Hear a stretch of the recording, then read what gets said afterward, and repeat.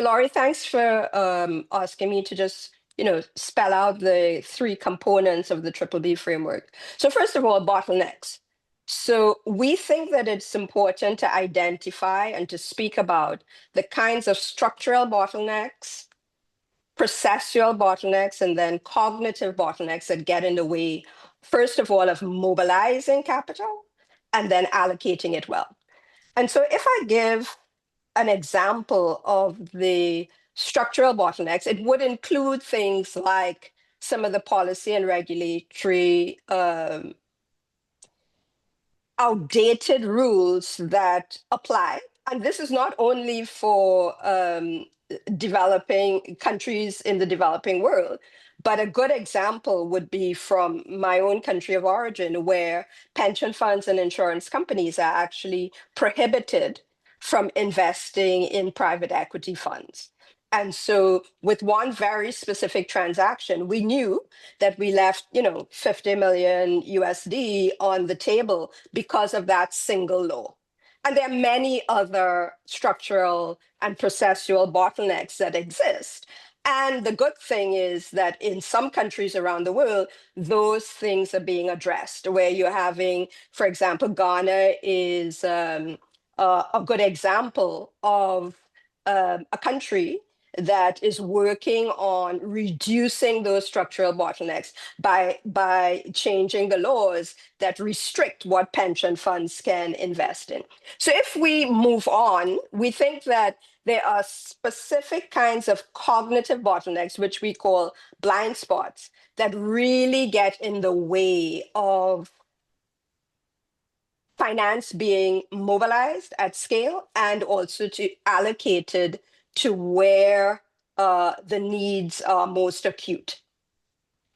And these cognitive bottlenecks include really important issues such as groupthink, the way that the finance world moves in lockstep and hasn't really got beyond thinking about the purpose of financial capital as being maximizing profit. And you and I would certainly herald the thought leadership of people like Jed Emerson, who really challenged that view and encouraged us to speak about